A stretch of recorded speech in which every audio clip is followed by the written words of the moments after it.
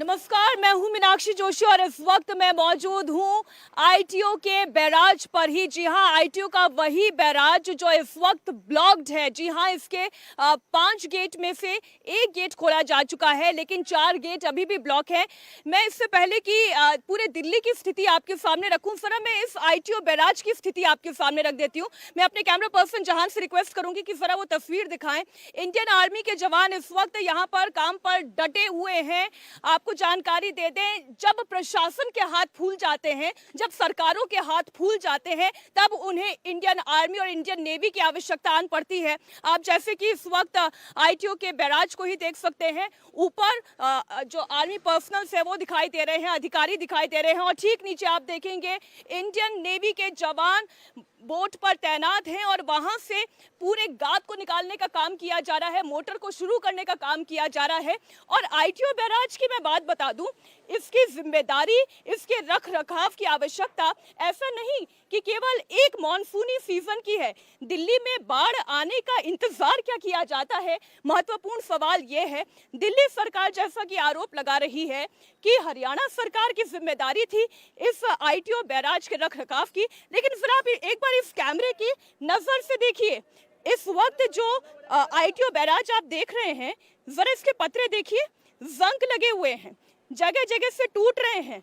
इस वक्त जो लोग यहाँ पर खड़े होकर काम कर रहे हैं, कितना ये पत्रे उनका साथ निभाएंगे इसकी भी कोई गारंटी नहीं है।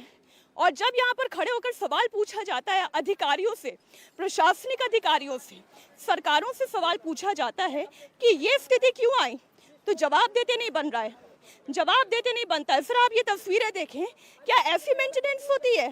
क्या बाढ़ आने का इंतजार किया जाता है? बहरहाल तस्वीरें आपको दिखाते हैं।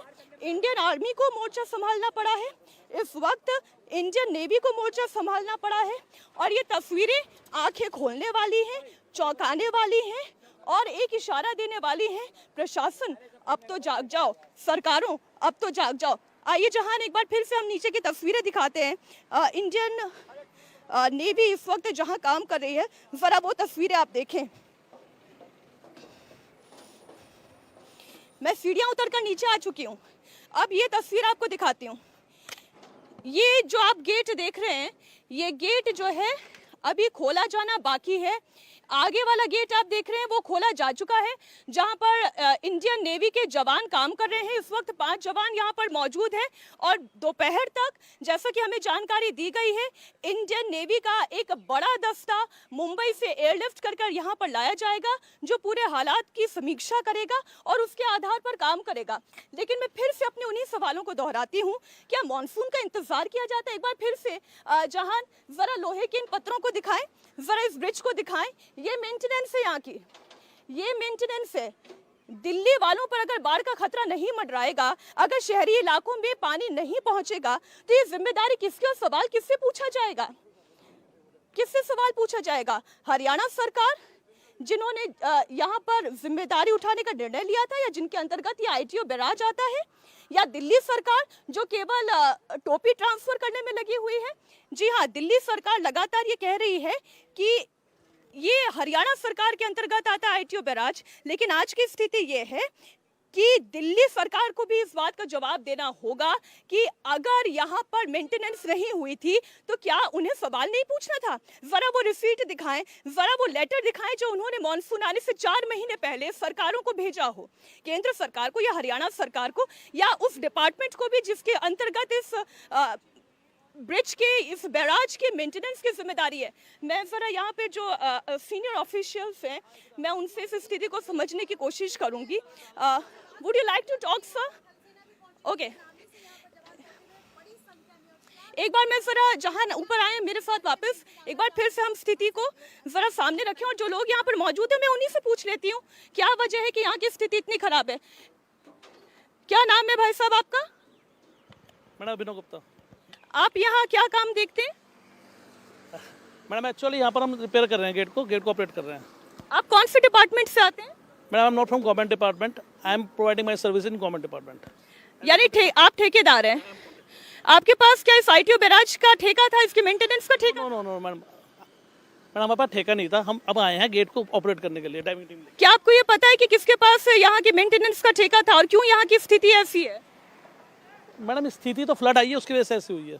अच्छा, फ्लड की वजह से क्या लोहे के पत्रों पे जंग लग जाती है? क्या क्या क्या बाढ़ आने की वजह से ही इतना मलबा जमा हो जाता है? क्या ये 1 साल का मलबा है? देखिए, आप अपने एक्सपीरियंस से बताइएगा। मैडम मैं कुछ कह नहीं सकता इसके बारे में। आप कब आए यहाँ पर मेंटेनेंस के लिए? मैं तो परसों से आए हम तो। और कितने लोग आए यहाँ पर? काफ़ी जन है मैडम यहाँ पर। क्या काम कर रहे हैं मैडम आप अभी हम काम कर लेते हैं, आप 1 घंटे। आप मुझे, लेकिन हमारे दर्शकों को ये बताएं कि चैलेंज क्या है, क्यों इतना वक्त लग रहा है? 5 गेट है जो कि मशीन के जरिए ओपन हो जाने चाहिए थे, लेकिन अब तक ओपन नहीं हो पाए हैं। मैडम बाद में बात करेंगे प्लीज़। आपको दिल्ली की जनता को जवाब तो देने होंगे। आप यहाँ पर काम कर रहे हैं, आपको उन्हें बताना होगा कि काम कैसे हो रहा है और कब तक उन्हें राहत मिल जाएगी। मैम राहत मिल चुकी है, इस पानी से किसी को ऑब्स्ट्रक्शन नहीं है। ऑब्स्ट्रक्शन होता तो आप उधर साइड पे जाइए, देखिए गेट सारे खुले हुए हैं। जितनी पानी का फ्लो होना चाहिए उससे ज़्यादा फ्लो चल रहा है इस टाइम। क्या आप मुझे अंदर जाने की इजाजत दे सकते हैं? मैम गवर्नमेंट डिपार्टमेंट देगा, मैं नहीं दे सकता। कौन है यहाँ पर आपसे ऊपर अधिकारी जो इजाजत दे सकते हैं? श्रुतिका, देखिए ये आईटीओ बैराज की तस्वीरें मैंने आपके सामने रखी। वाकई में हैरान कर देने वाली परिस्थिति है।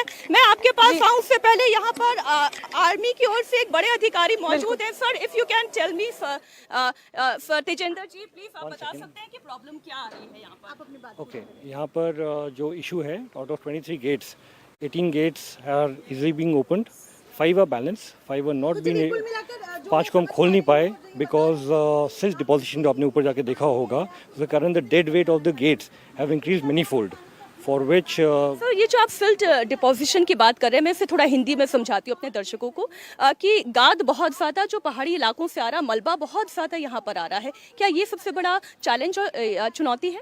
जी, one of the challenges is that कि उसको हमें सिल्ट को निकालना है। जो आप देख सकते हैं अंडर वाटर डाइविंग टीम्स लगी पड़ी हैं उस पर, उसको जैसे ही वो निकालेंगे weight of this entire gate will reduce and therefore we'll be able to lift it up then. अच्छा, मुझे एक बात बताएं कि क्या केवल एक बार में ये स्थिति हो सकती है या लंबे समय तक मेंटेनेंस ना होने की वजह से ये स्थिति है? उसके ऊपर मैं कमेंट नहीं दूंगा। जो हमें टास्क मिला है एक ऊपर ब्रीच करके एक अवेलेबल करने का कि एक गैप मिल जाए ताकि हाइड्रा से हम उसको लिफ्ट कर सके, वो एटलीस्ट एक गेट के लिए हमने रेडी कर दिया है और हमने उसको लिफ्ट करके भी। इसमें कितना टाइम लग जाएगा सर? टाइम का अभी हम इसको और थोड़ा और सिल्ट को और निकालेंगे और देखते हैं, एटलीस्ट 24 आवर्स तो लगी जाएंगे एक गेट के लिए। Another 24 hours for one more. Thank you sir, thank you so much. इस वक्त मेरी सहयोगी श्रुतिका भी जुड़ी हुई है। श्रुतिका, कम से कम अभी 24 घंटे का वक्त और लगेगा एक एक गेट को यहाँ से खोले जाने के लिए, लेकिन इस वक्त दिल्ली वाले जो है रहम की भीख मांग रहे हैं कि अब तो उन्हें इस बाढ़ के पानी से राहत मिल जाए। आपके पास आज क्या तस्वीरें हैं?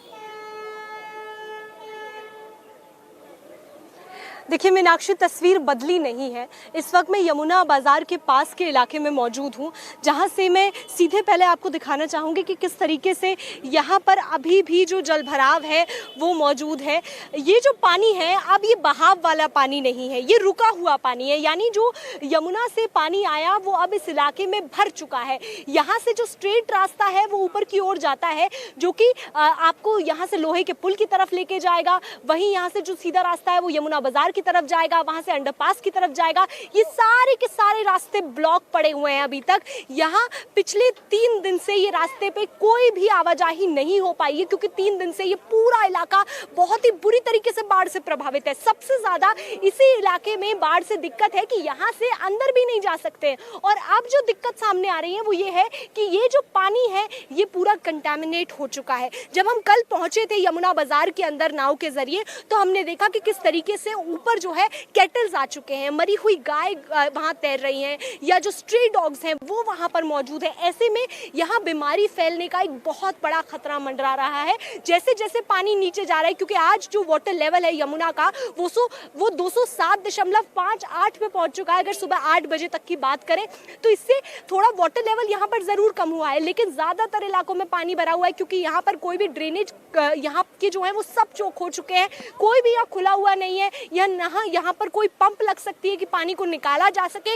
यमुना बाजार के अंदर की तरफ में भी जो 2 स्ट्रॉम वाटर प्लांट है जहाँ से निकाला जाता है, पंप किया जाता है, पंप स्टेशन है, वो भी चोक हो चुके हैं, पूरे बंद पड़े हुए हैं। वहाँ से कोई भी पंप काम नहीं कर रहा है। पंप काम ना करने की वजह से यहाँ पूरे में पानी, आप देखेंगे एनडीआरएफ का ऑपरेशन लगातार जारी है।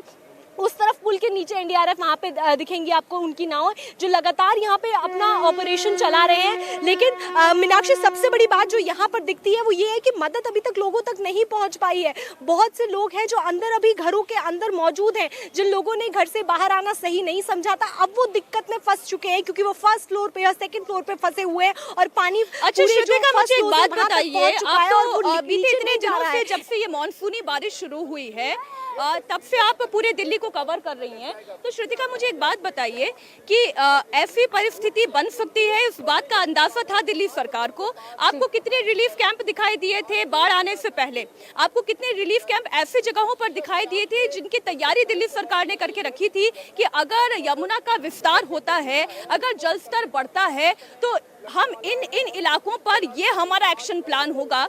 ये आपको ऑन ग्राउंड कितना दिखाई दिया था? श्रुतिका, बड़ी ईमानदारी से बताइएगा।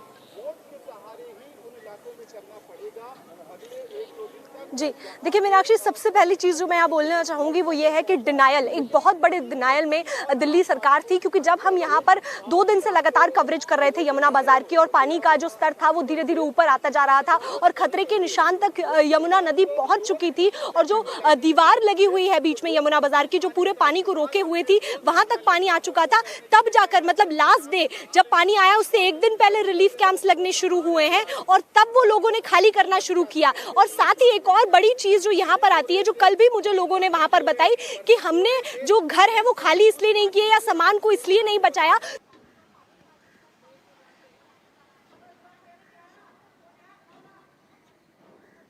जी